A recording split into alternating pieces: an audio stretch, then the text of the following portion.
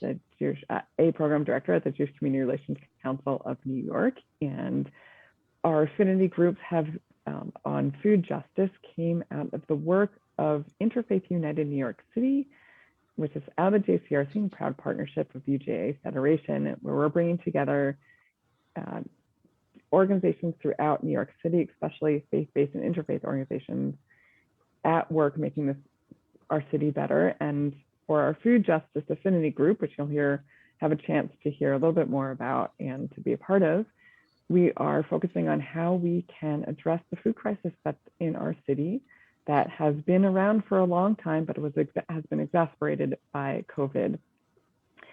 And by working together, sharing best practices, finding ways to share resources and collaboration, we can even do a better job than the ones that all these organizations are working on.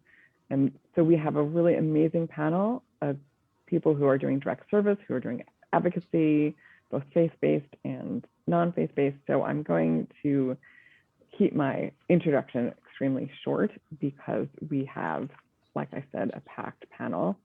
And so welcome and thank you everybody for being here, and we'll have plenty of opportunities for follow-up and for questions. If you do have any questions, please put them in the chat. We'll be monitoring them.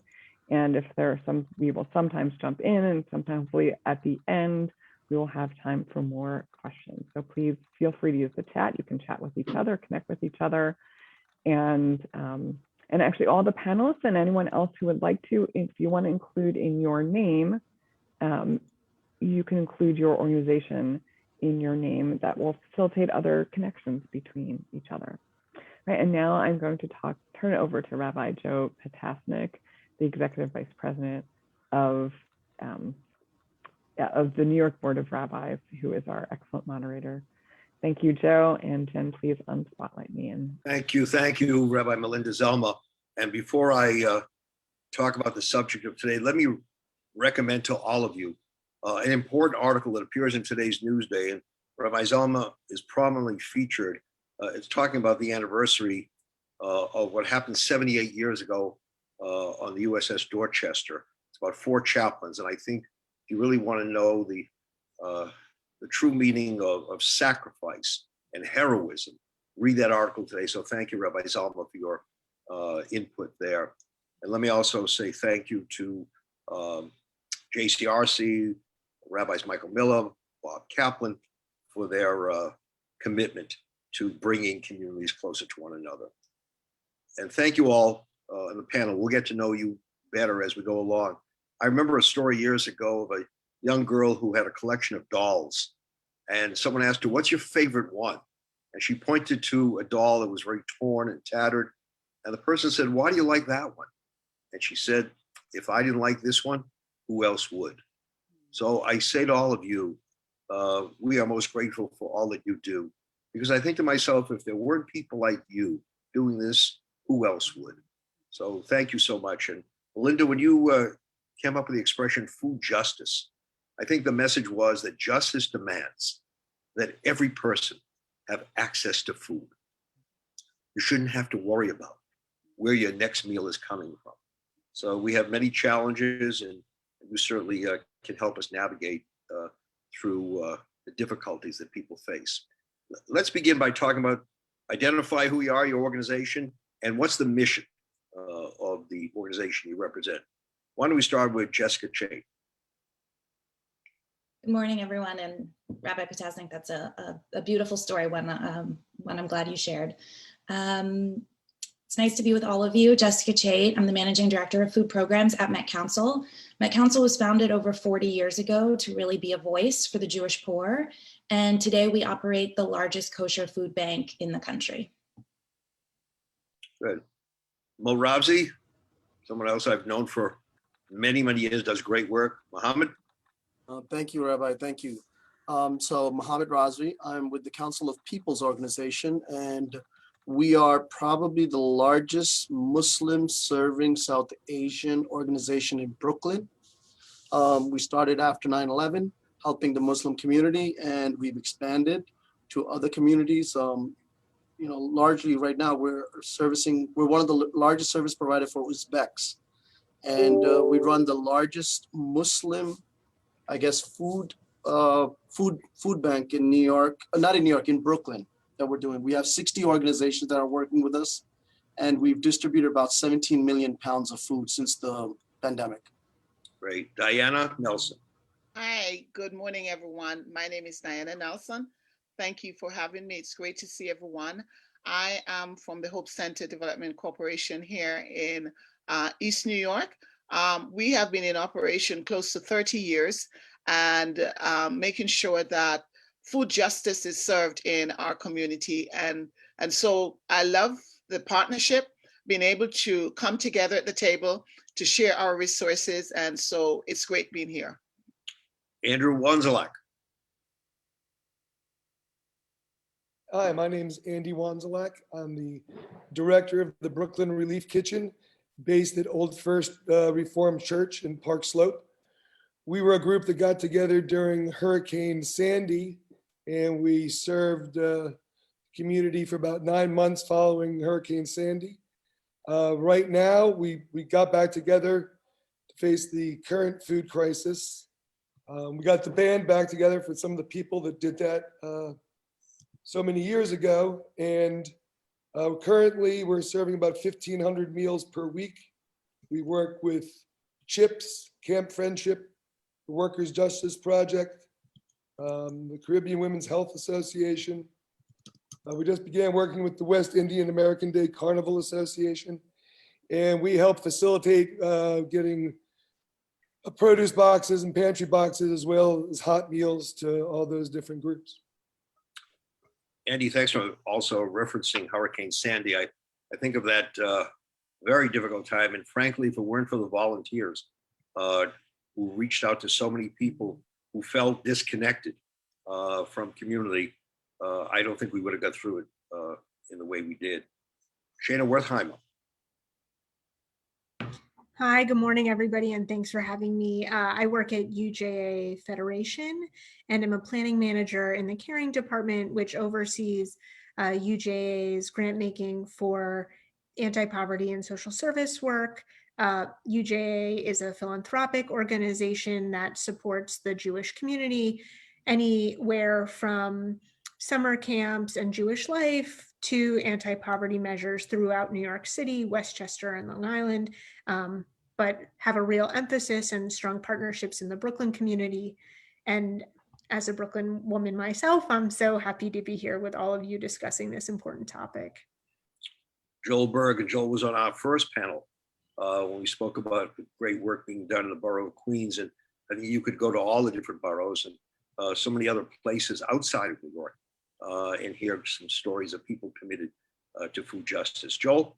Frankly, thank you, Rabbi. Yes, frankly, this is a national issue. I happen to live in Brooklyn, and we're based in New York City. We do most of our work at Hunger Free America in New York City, but we are nationwide, and we do direct direct service, including helping people access SNAP and WIC benefits, which I'll talk about more in a little bit. We run the National Hunger Hotline on behalf of USDA, and I'll post that number in the chat for anyone to call. We have a AmeriCorps Vista program, training a new generation of leaders. And we also do a lot of policy work and advocacy work. We played an important behind the scenes role in getting the Biden administration to announce some of their very big new hunger strategies. So we always point out that advocacy not only has a bigger impact often than direct service, but actually can act properly done, have a quicker impact. So I'm glad to be here. Great. Chris Johnson. Hi, my name is Chris Johnson, and I'm the co-founder of the Camp Friendship Food Pantry, which is located in Brooklyn. Camp Friendship's Pantry is part of an organization that's been serving Brooklyn and South Brooklyn for over 30 years, and has always strived to provide services for families, for working class and working poor.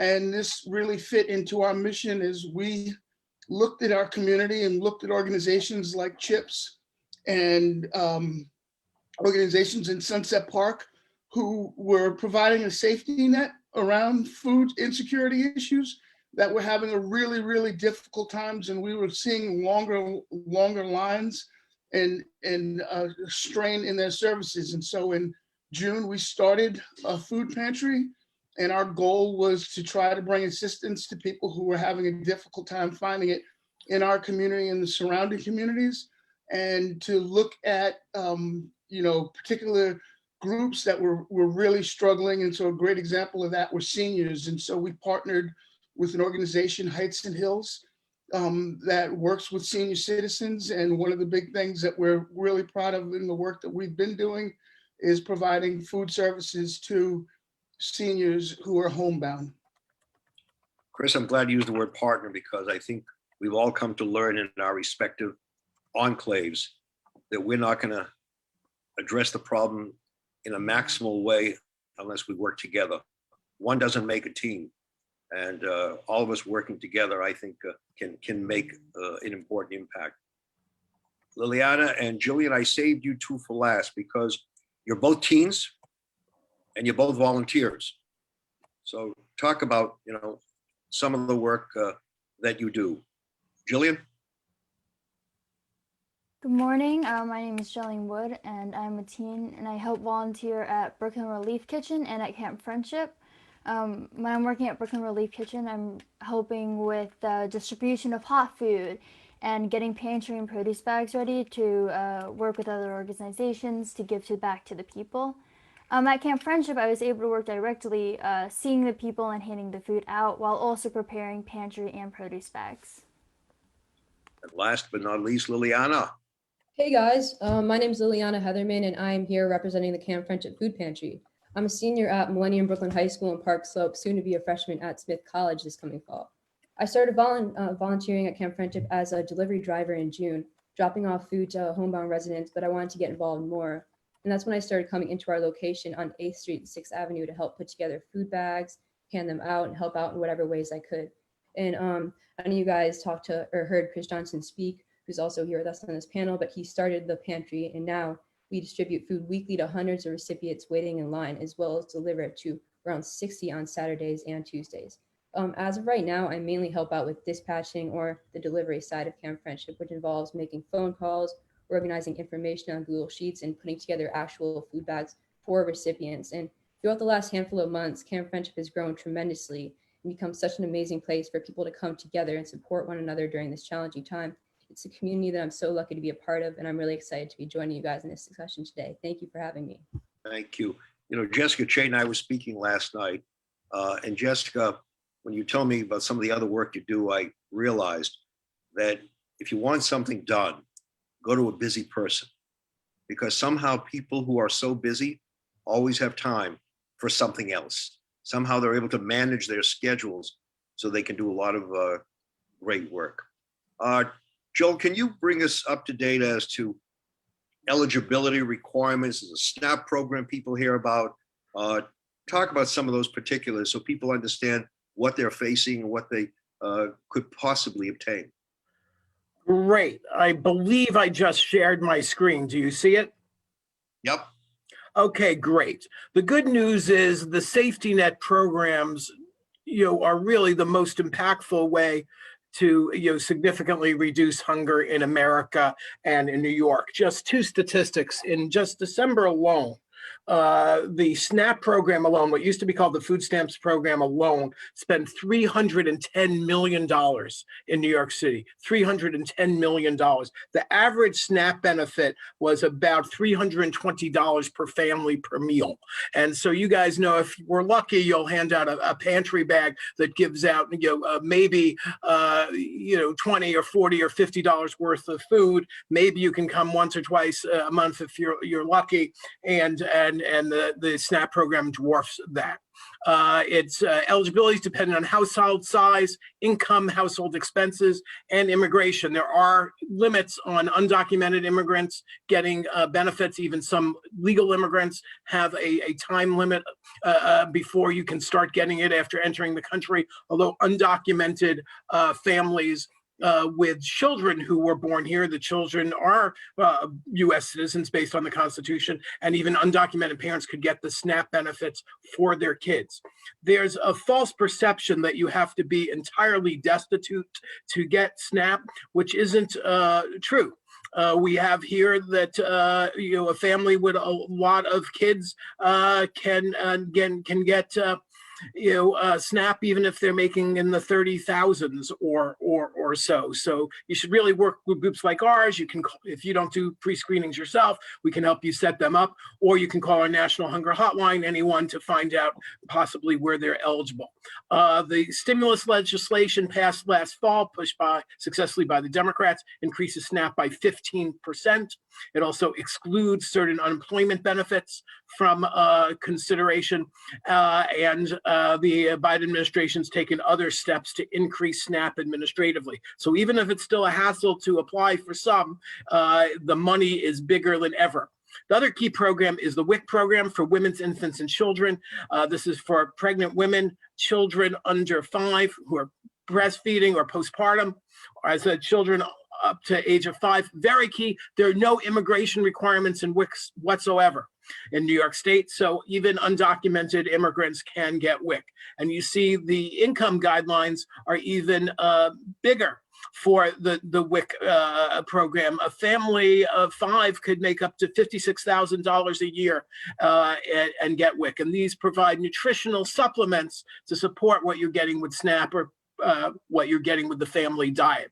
I will just add the pandemic EBT program, which has just been expanded by Congress to children under 6. And the Biden administration just announced they're going to expand it by 16%. That will be overall probably something like $1 billion worth of extra food in the new round to New York State residents. Half of that going to New York City residents. I'm not going to dwell on it at length here because you don't have to apply. But if you have a family with kids in schools that were shut down, they're going to get automatically money added to a card they should have previously received. So that's a quick thumbnail of these programs. The city also has a home delivered meals program. There's also grab and go meals. So there are a wide variety of places in New York, as bad as it is here. There's more government aid here than probably anywhere in the country. And again, you can call us at the National Hunger Hotline, 1-866-3-HUNGRY, 1-866-3-HUNGRY, to find out how you can get help or be referred to a pantry or kitchens that's open near you. Thank you, Rabbi. Thank you, Joel. I would also suggest that people want some questions answered to contact you because you have become the go-to individual when it comes to looking at the requirements. I would also add that looking at the numbers, even if you qualify, you're not doing well. You're still struggling to make ends meet. But thank God there is this lifeline for people who are desperately seeking access to food. You know, one of the things I've learned over my years of association with FDNY is firefighters rushing to rescue people never stop and say, wait a minute, are you Christian? Are you Jewish? Are you Muslim? What's your religion? What's your race? That doesn't matter. And I think that you operate in that same spirit. When people come seeking help, you don't ask them, you know, what's your belief or background? All you want to know is, how can I help you? And I think that that's very, very comforting. But let's talk about, you know, the human side of all of this. You know, people see numbers, see dollars, but there are people who are hurting.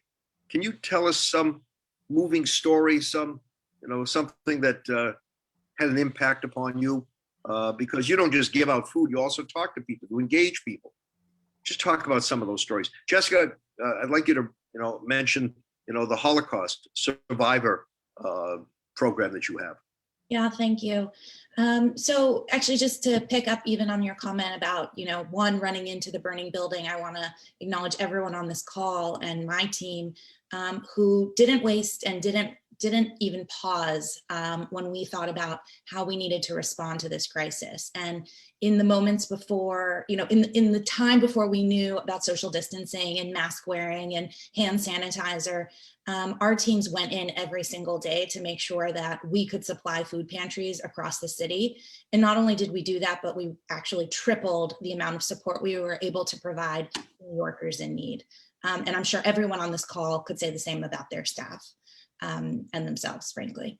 And with that, we serve New Yorkers of all backgrounds. So we specialize in kosher food. And as the pandemic was really crushing down on us in March and April, And again, so much uncertainty, unknown, not knowing what a lockdown would mean. Would people be able to go outside? You know, we had not, many of us had not ever experienced anything like this. And we started getting calls, literally, our phones were ringing off the hook. I always say our personal cell phones were ringing, desperate calls saying, what will this mean? How do I get food to my fill in the blank, mother, sister, brother, grandmother who I care for if I can't leave my home? Or if I don't have a job, how will I pay to supplement their groceries?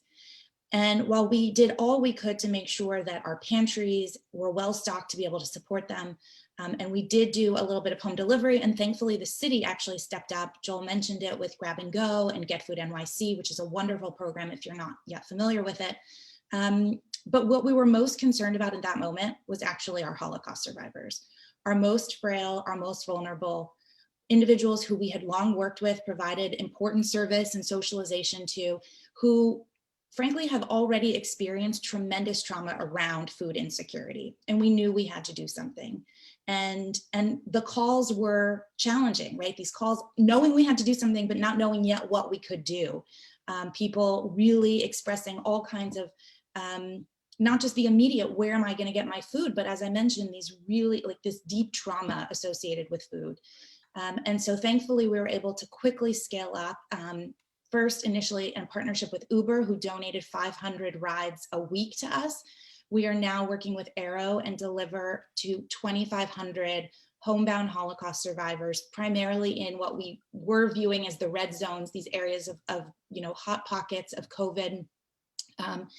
And we deliver them all of their grocery needs every single week. And the calls we get, not just from the survivors, which of course, they're so grateful for the help and the support, but from their family members, people who, again, previously would have stepped up to help them, kids who live in other cities, other countries, saying, I don't know what I would have done for my mother, for my brother.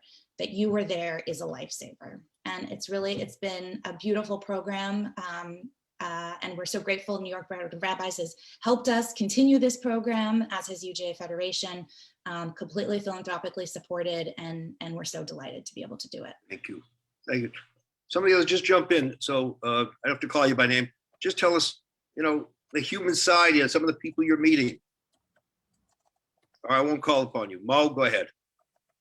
All right. So, quite frankly, we actually started the first halal, the food pantry here in Brooklyn, and we were only servicing 60 families a week, and that's it. And, when this pandemic hit, and in March especially, because what happened was all these community members, they just started lining up. What was 60 went into 200 that following week. And then that 200 went to almost 1,000 people on the line. And I was just scratching my head. I didn't know what to do. I started making phone calls to City Harvest and so forth. And then I also called up our wonderful partners like UJA and Catholic Charities. And, fortunately, UJA was the one who actually came through right away. He was like, you know what, this is almost time of Ramadan. We're going to give you guys some help, and we're going to get you dates. It was a whole pallet of dates. I put it on Facebook. I was like, this is amazing. And this is where, how could I say, where all faiths come together in time of need for everyone. And it's not just for one community, which was amazing. And I myself, I started receiving these, you could say the church's request that, all this food is coming in. We need some food. There, nobody's delivering to us. And City Harvest, I was having conversations with them, and my donors, they started saying, okay, you know what, we're going to give you extra food because we cannot go, and this is an issue. We cannot drop a pallet here and pallet there and pallet there to these smaller groups. So they started dropping us, from 1 truckload to 5 truckloads a week. It was tons of food. And then and this is where I don't understand. We should have been better prepared, I guess, because of Hurricane Sandy also, because of helping the people, during disaster. And this is a huge disaster. There should have been some sort of mechanism in place to help the smaller groups right away. And there was none. I learned as I was working that, there was nothing available. All of a sudden that we received a forklift, a donation. We were able to do more work. But that's the beauty of it, was as people were coming together, whether it's Chris Johnson, what he was doing, he was like, Chris calls me up. I'm like, absolutely, Chris. And then Andy calls me up. I'm like, Andy, come on by. Let's take whatever we got. Let's go. Let's do this. And we're able to spread that. And that's the key. I mean, I have one church, the Monsignor keeps, every Sunday during masses thanking Copo. I'm like, thank everyone because everyone is participating. It's not just us, Yeah. So, Mo, I just want to go to Shana for a minute because Yeah. I was very, very moved by the fact here you have a Muslim organization turning to UJA, United Jewish Appeal Federation, for assistance. Shana, talk about what you're doing that is so beneficial to groups of different, different backgrounds. Yeah, I think UJA has a unique role in that our mission is really focused on the Jewish community, and yet the Jewish community is a piece of a much larger, beautiful, diverse city. And while much of our grant making focuses on kosher food, and we work extremely closely with Met Council, and I see Elise Slobodin from Shorefront here.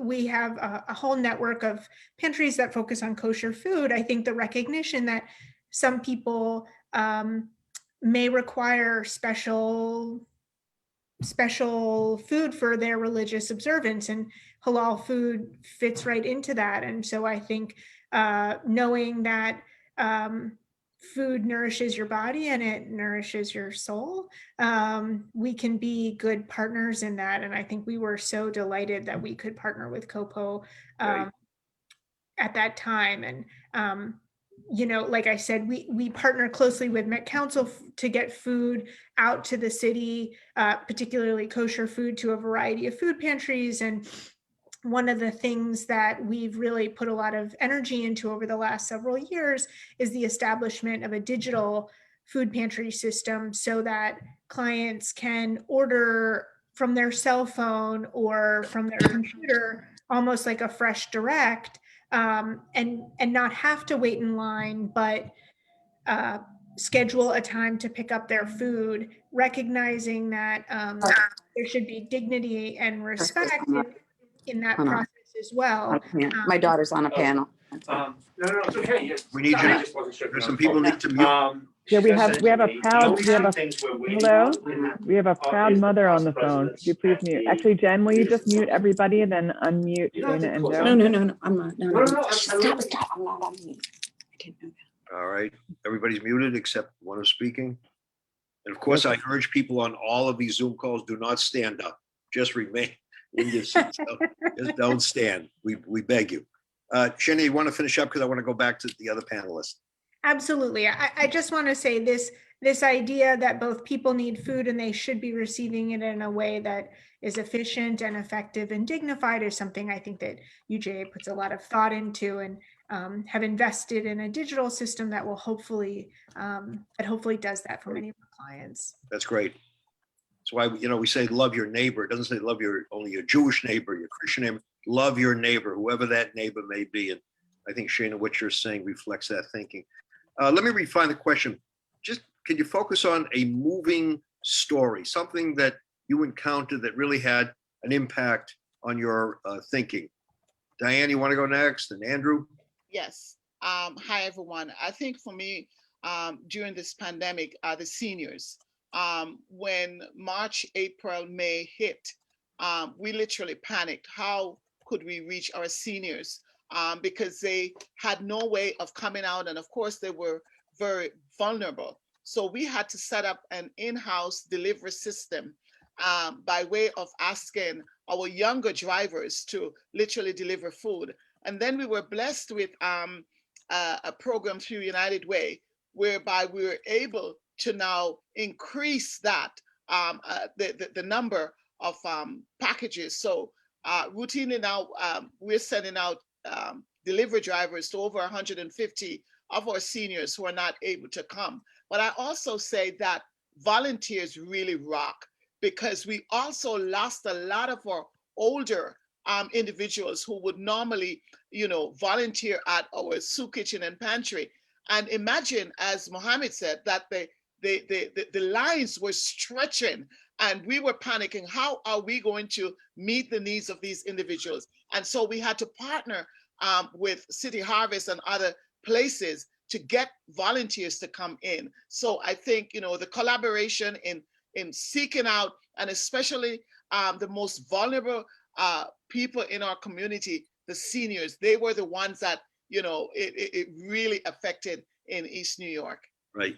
See, Sinatra used to sing, "I Gotta Be Me," with all of you. I gotta be we. We really, it's imperative that we all work together. Andrew, go ahead.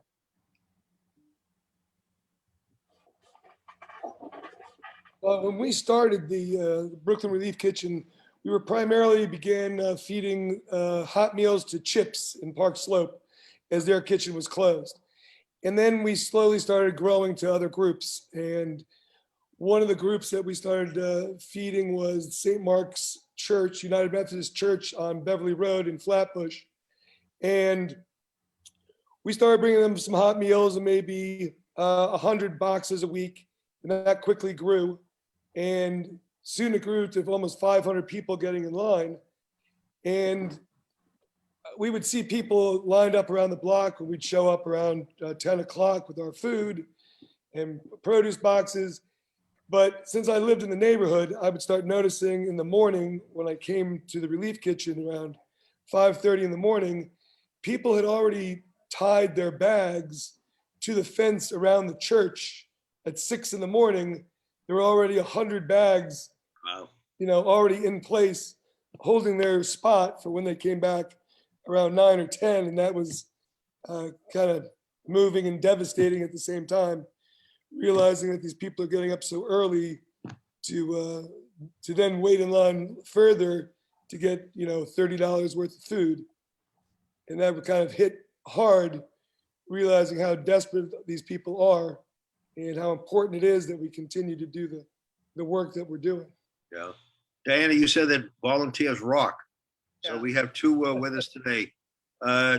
Lillian, talk about, first I'm curious as to why you as a team, with everything else going on in your lives, why you committed yourselves to these projects and what really impacted your thinking. Was there one particular story, one individual that really made a difference?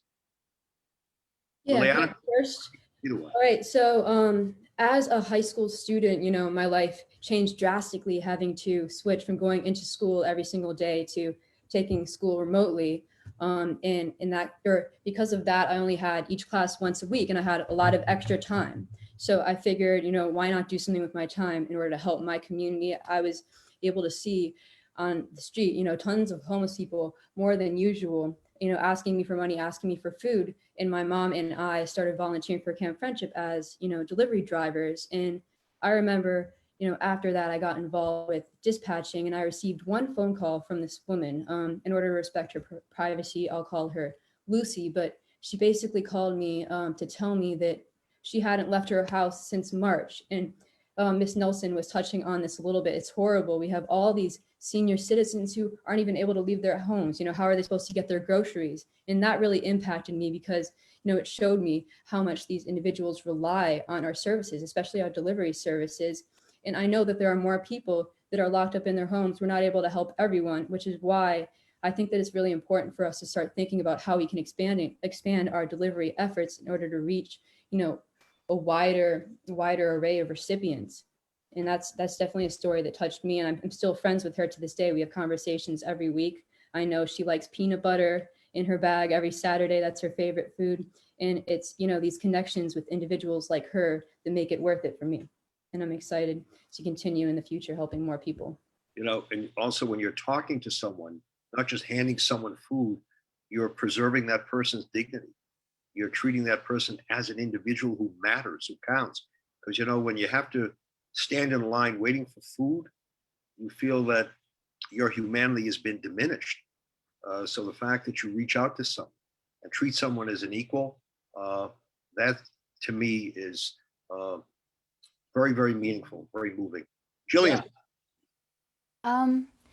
I think for me, in ninth grade, I had this incredible history, global to humanity teacher who had us do a project that involved different aspects of social movements, and I chose food justice. So that was sort of my introduction into it and how I got interested in itself. But as I dug into this, I was like devastated and moved by what was happening. I wasn't so aware of this, but what interested me the most was I transferred to a lot of different high schools, and in each different high school, there was people who had maybe a lower income. And some of my friends I know didn't have access to as many things as I definitely would say I have. And I think hearing from them, hearing some of their struggles too, made the problem not even just like, people are struggling, but it's also people close to us that we may not even know. And I go to school with people who, struggle with a lack of access to food. And it's not just, we see people who may be homeless or people in shelters. It also could be people beside us who have houses and homes, who I go to school with, and we may not even know some of these people's struggles. And I think that's sort of what moved me the most, was knowing that, it really hits when you have people close to you and who you love to see and hang out with who don't have access to a simple necessity as food. We live off of food. It gives us energy. And that really struck me. But then also with Andy, I helped do some produce runs with him, and I picked up produce from Copo a couple of times. But seeing all of those people lined up, and Andy sort of explaining to me like what's happening, and that was a really big thing. And my mom's also involved in this, and her coming back and telling me, what's happening in the other organizations. It all just sort of affected me in a different way, and that is sort of why I want to give back and really help with this growing issue. Yeah. If I make 2 quick points in response to what people said. First of all, in terms of how real human beings reacted to this, the pandemic EDPT program provided food card benefits to 1 million kids and their parents in New York City. And we heard from people who are ineligible for SNAP, but were able to get this despite their immigration status, how great it was to get this extra help from the government, and that they could shop for whatever they wanted, wherever they wanted. Yes, there are a lot of homebound people now, but I think we've got to point out the best run food pantries with the most client choice do not provide as much freedom for people as being able to use a EBT-like card to shop on their own. And secondly, Hunger Free America relies incredibly on volunteers. I know many of you do, and we should honor the volunteers, but I think we can't forget the workers who are helping people get SNAP now in the offices that are still open, the people who are staffing WIC clinics that are open, the school food workers who are giving out food now each and every day. And Rabbi Potasnik, as you know, having served the fire department, the bucket brigades had to be replaced by a professional fire department because the warm volunteerism was good and it filled in the gaps, but it's no substitute for a professional fire department. So I always point out that all this volunteerism is great and should be rewarded and heralded, but we can't let ourselves think it's a replacement for a serious, comprehensive, government-funded, taxpayer-funded safety net. Yeah, that's what we need, everybody working together. Chris? I don't, at Camp Friendship, I don't think that we would ever pretend that we could or trying to replace the safety net. If anything, it was because the safety net seemed like it was struggling so much that people wanted to know what, if anything, they could do. And for me, personally, one of the things that really got me involved in this work with the food pantry was that I was very, very, very close. And if not for friends, I would have been on the other side of this. I would have been on a line waiting for food in a food pantry because I was one of those people who worked check to check. And food insecurity is not a new thing. It didn't start with this pandemic. It's something that so many communities have been struggling for so long in silence, and with virtually most people being completely unaware. And, when I got involved in starting the food pantry, one of the things that became alarming to me was seeing the number of people, and I was a bartender. I was working check to check, but I was a bartender. And, doing something in my own community, we started to see people online increasingly who would have never been on a food pantry line before. And getting back to what Joseph was saying before, it's a tough thing. It's a really, really difficult thing for people who could have never imagined that they would be in that situation. And so that was an incredibly important thing for our organization, was making sure that people could go through that line, get what they need and have the dignity that they had when they got on the line and when they were working and when they weren't in that situation. And that's tough because we know that, you know, this, particularly for someone who's dealing with this for the first time, it's just kind of unimaginable. And ours is an all volunteer organization. And one of the things, you know, from the very beginning, people were like, you know, are people going to commit to doing this every week? There are a lot of smaller detailed things that will get lost in this. And people want to be involved. People want to make a difference. What you're seeing with the two young people on our line right now is a small fraction of what we've seen with a group of young people that I think is kind of untapped. I think there's so much more that could be done with young people, with schools to address this issue, and with other folks who, for the first time, are engaged in giving to something other than themselves.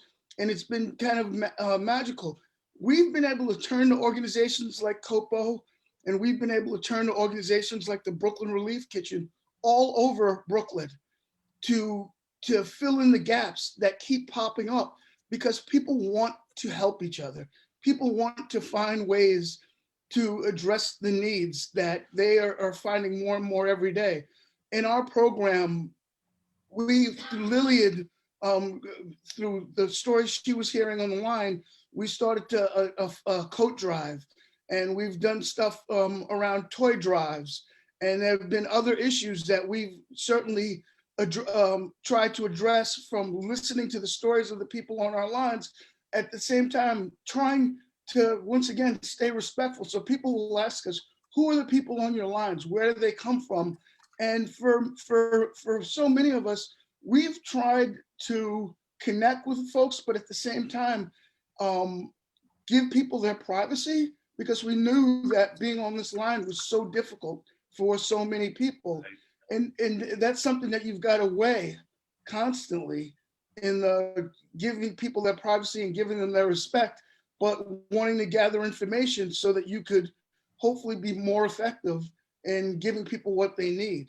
Yeah, I'm going to go to Melinda just a second, because I know there are a host of questions that people are asking and need to be answered. Let me say two things. We had a program before dealing with Queens, and one of the stories that was told was that an individual who had been supportive of a particular food program, he had been giving for years, now found himself standing in line receiving food. And I think the lesson there is that none of us can predict what is going to happen in our lives. You know, you're going along and there seems to be some continuity, some consistency, and suddenly there's a crisis. Suddenly there's a catastrophe. And all of a sudden you realize that you're not as omnipotent as you thought you were, and you need others. So always good to keep in mind that we shouldn't be so self-assured that we think we can get through this on our own. The second thing is, I'm very impressed with your commitment to protecting people's dignity. When I was out in visiting the Mormon community out in Utah, I mentioned to the other group that each person coming into shop had a credit card. The difference was that some people didn't have funds to pay a credit card bill, but everybody had the same credit card, the same look of it. So you didn't know who was poor, who was more affluent. Everyone went to the counter, used the credit card. And I thought, what an ingenious way of getting people to maintain that self-respect so they wouldn't be publicly ashamed. We can do that, you know, in certain settings. Obviously, there are times we can't, but at least that human touch that you offer is so impactful on the lives of others. Let's go to Melinda Zalma. Yes, great. So we have two questions so far. There's been a lot of wonderful introductions and connections in the chat, which is great to see. So the first question, there are two very different questions. So the first actually I'm going to ask was from Mark Greenberg, and he wanted particularly Joel Berg to talk about how we can support emergency food programs that target populations who have hurdles in terms of eligibility of SNAP. So because of maybe immigration status or other things. So that was Mark Greenberg's question. And when that's done, there is another question about collaboration, which Joe, maybe that would be the next topic of discussion about how we build collaboration between organizations. All right, anybody want to jump in on those? I just say that many more people are eligible for something than you think. And so I would urge every pantry and kitchen and food bank to first work with us or others to try to determine which of their clients are eligible for the existing benefits. And if you can help sign them up and they are less reliant on you, then you'd have more food left over for the people who are ineligible. Yeah, actually, I wanted to also comment, I'll say this again, at the end, Hunger Free America is putting together workshops to help volunteers of food pantries and food kitchens sign up clients for SNAP and WIC. And also they're going to do a train the trainer program so that your staff and lead volunteers can train others within your organizations. More details about that soon. Back to the panelists. Okay. So real quick regarding with the SNAP program, I mean, yes, our organization does it, but more importantly in collaboration. So we found out that, we found groups which are doing it in other areas, like somebody came to us from Queens or so forth. So we would refer them to that area. And I think that's what we should have. If we can have like a collective, or maybe a Hunger Free America has a collective list of, places where community groups can go send their clients. Because as the person was online getting the food, we told them, oh, would you like to apply for food stamps? And then introduce, and some of them never thought they were eligible. And that's one big thing we found out, because those lines were long. So individual clients, we had those conversations because they waited on the line. It made a whole lot easier for them. Yeah. And then we also collaborated with Canva to provide, workforce development, because they actually, and this is the funny thing, honestly, other groups had resources, but they did not have clients. So our lines were the clients, and they can actually outreach to them, whether it was for, workforce development and seeing if there's new opportunities, or whether it's for other programs. And I think this is where during disaster, we can figure out, because they have to do and honestly, they have to do their numbers. They have to do the reporting. They have to reach out to those people. And this is a way we were doing that, and you can do it. Melinda, can I add one more question to all those? There are people listening to this and saying, I want to do something. I just don't want to hear about what's going on. I want to participate, and if you could also make some suggestions as to what people could be doing to enhance the work that you're doing. So add that to the list. Anyone who's interested in volunteering, ours is an all volunteer organization, and we would love to hear from folks. They could contact us through Camp Friendship Brooklyn.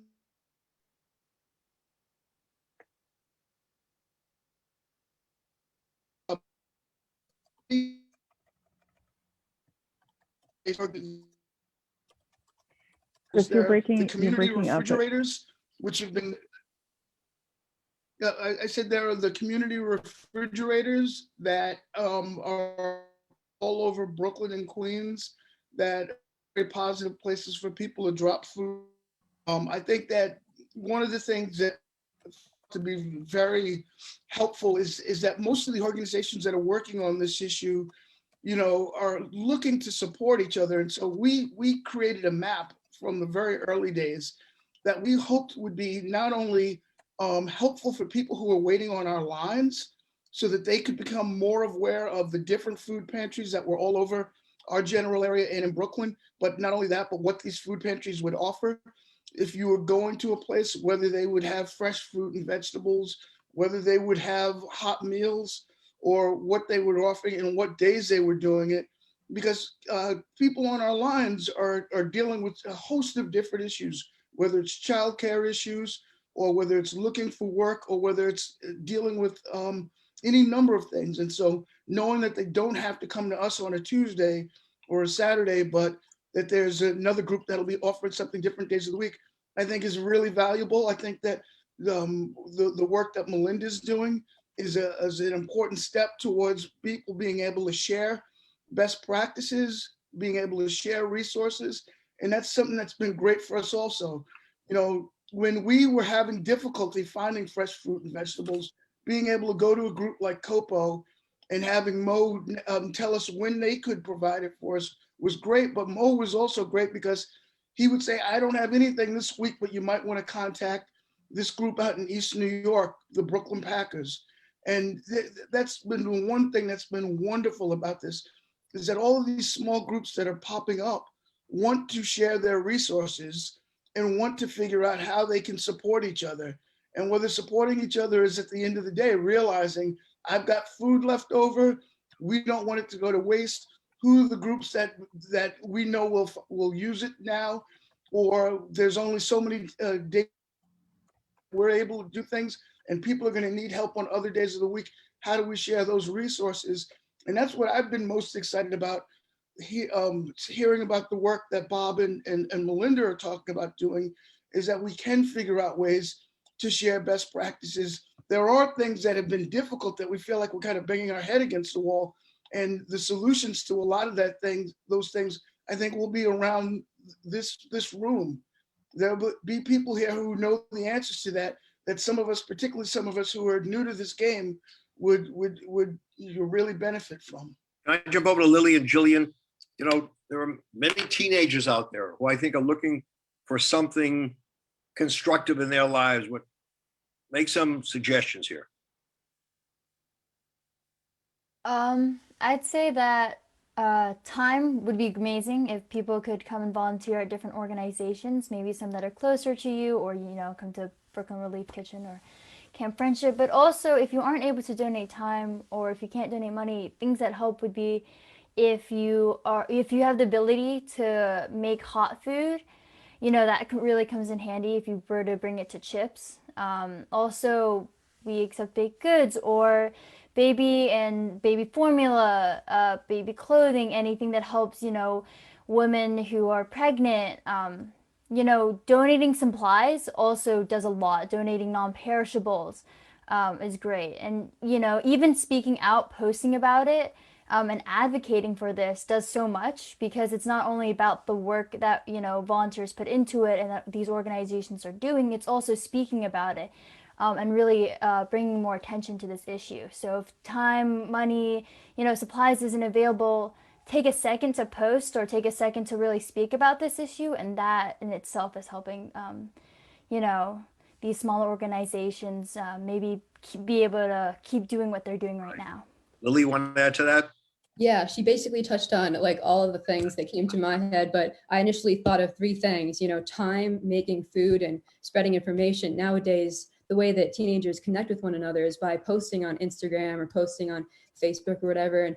And I think that that's a really great way to inform others, you know, posting information, especially the Camp Friendship page, or I don't know if Copo has an Instagram page, but especially, you know, urging other teenagers to learn more and educate themselves. And then, like Jillian was saying, making food. Chris mentioned that we have these community fridges. So even something like, you know, buying 10 containers. I know I did this once, making pasta and setting them out in the fridges or something. Even something like that can help. And, you know, it's winter right now. So, and we have restrictions on how many people we can bring in, how many volunteers we can have in our space. But, you know, we always have a need for, you know, individuals to stand on the street, you know, talking to passerbyers, collecting money, collecting donations. So I think that there's a lot that teenagers can do. And really, if they reach out to us on social media, we can get them involved for sure. When people talk about a generational divide, I think one of the solutions is to find a cause where we can all work together. And there are people here, different generations, all serving people in need. Anybody else want to add any special request for those who are seeking to do something to make a difference? Just go ahead, Diana. Hi, I'd definitely love to get some more info on Mohammed's whereabouts in terms of serving, because I do get clients who call for a particular food type, you know, and I need the information so that I have it ready, so that when they call or email, I can say you can visit such and such a center. You'll get the exact type of food that you require. We also find out that, or I'm finding out, that I'm getting more and more requests for people who have tested positive for COVID-19 and are not able to access our program. So we've actually been setting up deliveries to these individuals who cannot come out because of quarantine. Okay, Jessica. Just quickly add that we have so many ways for people to help us, as you just heard, and get out. But we also have, as Shannon mentioned, an online digital pantry system.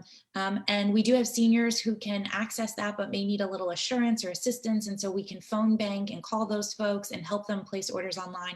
So if you know people who are not yet ready to be out in the world, we totally understand that and have ways that you can help people get connected to emergency food. And of course, we would value that in English, Spanish, Russian, Yiddish, and all the languages, but those in particular.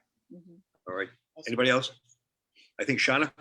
I would just add, and I'll put the link in the chat, but to plug a partner here, a few people have asked in the chat, how do people get connected to SNAP benefits or need assistance? And I know Joel put a really great resource in the chat for Hunger Free America, but Met Council does have a crisis hotline that clients can call, both in need of emergency services, and that may be, a one-time grocery gift card or something to address an acute need, or can connect them to case management services or other longer-term assistance to get access to benefits and other services, or connect clients to places closer to home. So I just wanted to say that that's also a resource for people if you need to point them in a direction that is easy, very low threshold and easy to access.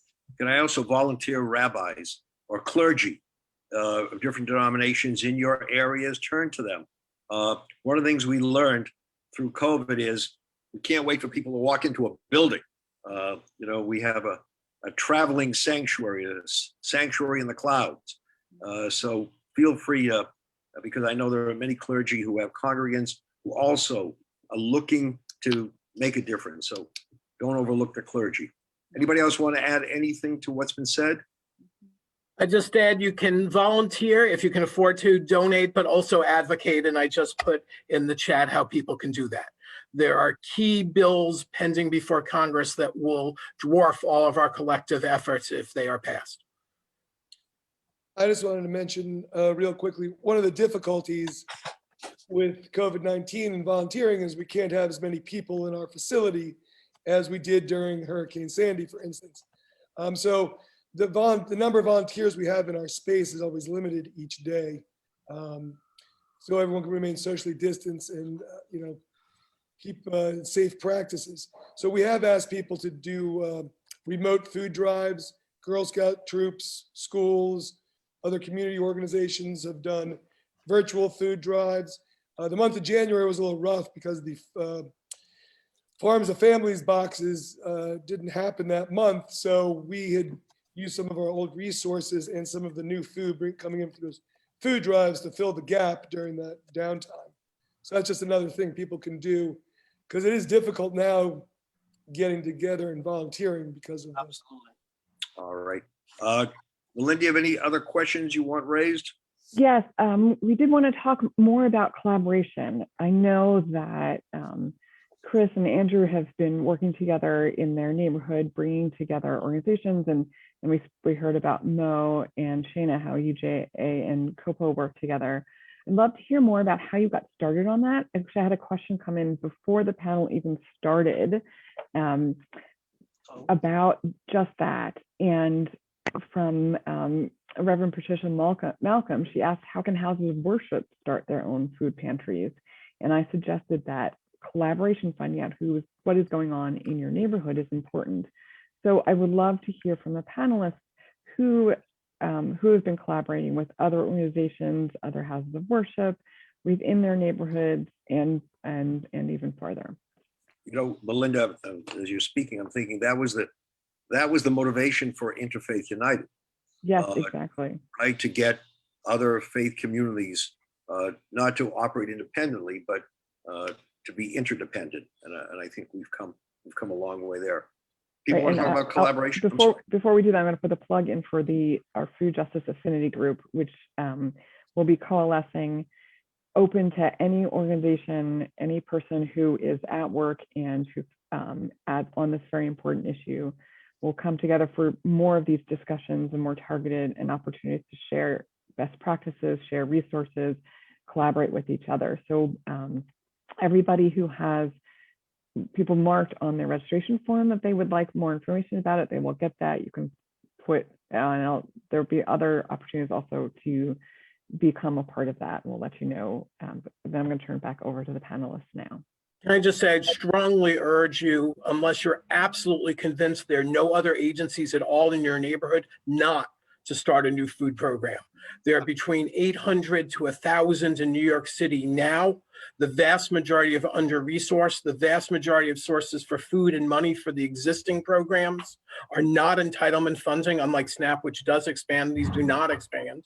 So if instead of having 1,000 soup kitchens and food pantries, we had 1,001, that we wouldn't have that one more feeding people. What it would mean is those resources would come out of the existing ones. So I would strongly, strongly urge people to collaborate with other existing agencies in your neighborhood rather than start your own.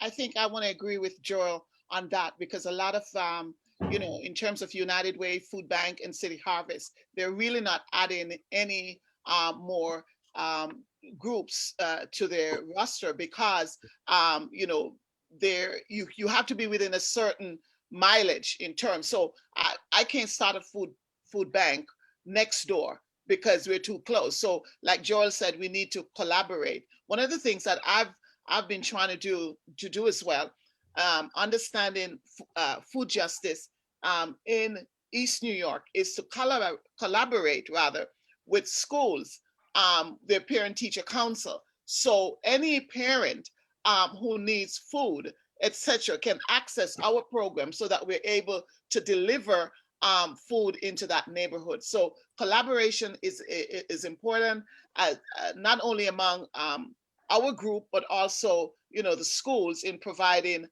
resources in that area as well. Okay. Yeah, I'm gonna agree also, because we were providing almost 60 organizations previous, I would say about 4 or 5 months, food, because we were receiving that food from City Harvest and Food Bank, and because of the donations.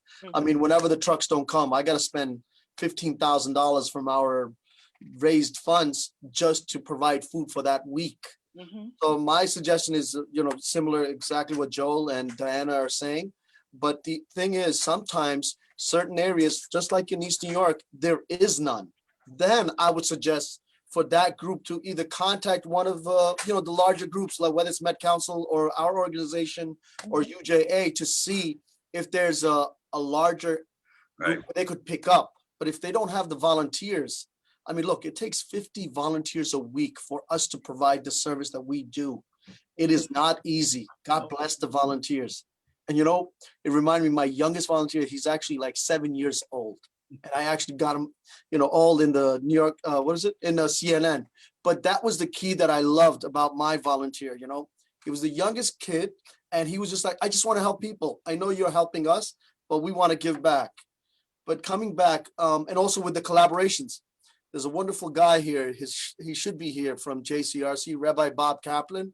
He's the one who actually got Copo involved with other groups. And this is when I started 18 years ago. And because Rabbi Bob Kaplan, I'm in touch with UJA, Met Council, and Catholic Charities. And because of the collaboration, I sent it on the chat. So if a person is not able to, if they want cash cards, because we're collaborating with Catholic Charities and other groups, we're providing $500 cash cards. The credit cards like Rabbi Potasnik was mentioning. So for individuals who are eligible, who do not have any funding at all, which is a huge help, I'm telling you, just to pay that rent or just to pay that gas bill. But please reach out to us and groups like us and UJA to, because it's available. Honestly, it's here. It's just, we got to get to the people more. Modell's used to have that commercial, got to go to Mo. Now Modell's is out of business, but they're all talking about you, Mo. So you still got to go to Mo, even without Modell's. Jessica, you wanted to say something? Yeah, I just to touch back on the interfaith piece and also particularly an opportunity. Met Council is really excited to have received funding from New York State to develop a mobile food pantry. And really, when we think of under-resourced communities in particular, I completely agree that we don't need another pantry. We need more innovative ways to get to the people who need us. And I think that a mobile pantry really is a great opportunity to bring resources to communities where there isn't either sufficient food, maybe it's a food desert, or alternatively, there's just not the space for to devote to the real estate for a food pantry. And so in particular, we are actually tasked by New York State for this year to work in central Brooklyn. So we are looking for partners. Obviously volunteers are key, as Mo mentioned. I see you, Diana, we'll be in touch. I know Hannah reached out to you. But we are very excited to both have this as an asset and know that it's a great opportunity to serve so many more. And as just an interfaith, tagging it onto interfaith, last week we served Purpose Life Church. And again, they were out with volunteers, and it's just a really beautiful project. So, and Jessica, the partnership now with the New York Board of Rabbis is very, very important to us. And the ability to do something so tangible is meaningful. We're coming to the end of the program. Linda, anything else you want to touch on before I make a final comment? No, so we did schedule for 11:30. So I want to, I'd like to open up if there's anything for the panelists that they wanted to bring up and add to the conversation before we put together a panel, we close it up. Melinda, can I just Yes, give a shout out to Joel? I mean, I met you many years ago, and I want to say that the research that your group is doing is so critical for us in looking at hunger and food justice in our community. And I just want to say thank you for all the work that you're doing. Well, that's way too kind, but knowledge is power.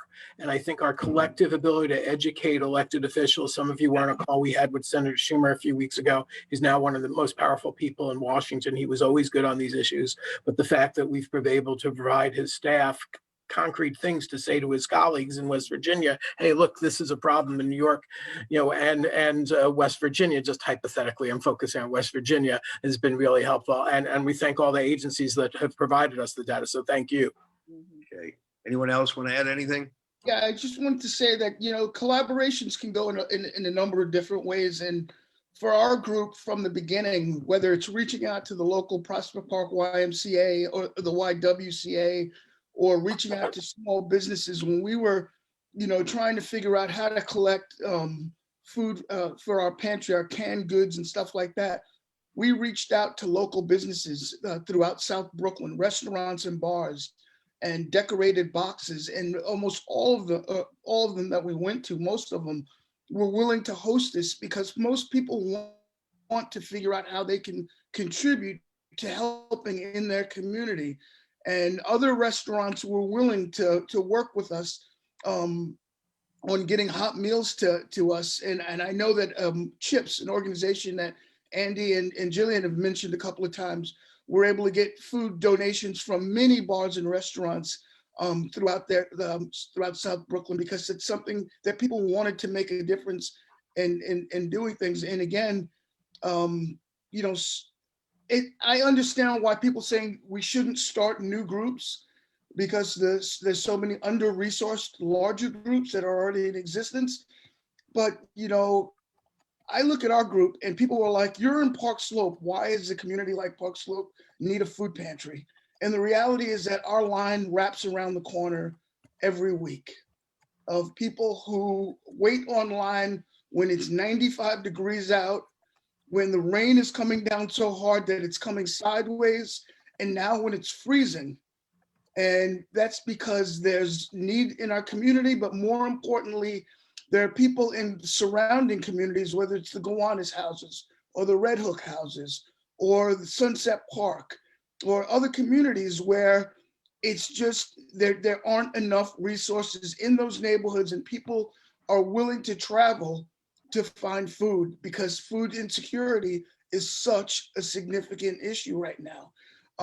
But this thing that we're doing is giving away fish. We're definitely not teaching anyone how to fish and helping anyone change their reality. And that's what we know some of your larger organizations who have been doing this work for years and years aim to do, and we appreciate it.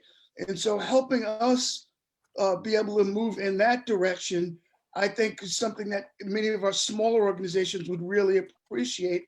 And if anything, I think that would be really, really helpful is that for the people on our line, both our line of people who want to volunteer and make a difference around this issue, and for the people who are receiving our aid, how do we get them engaged in something that Joel was talking about before, and keeping the pressure on once this isn't the sexy issue anymore, so that, you know, there isn't that much compromise when people are thinking of what the solutions are to this issue, because food insecurity did not start with the pandemic, and it's not going away with the solution of the pandemic. Let me say thank you. Joe, before you do, we do have one person with a hand up, and Who's we that? will. So Bettina, I see your hand up. Is there a question you'd like to ask? Feel free to unmute yourself.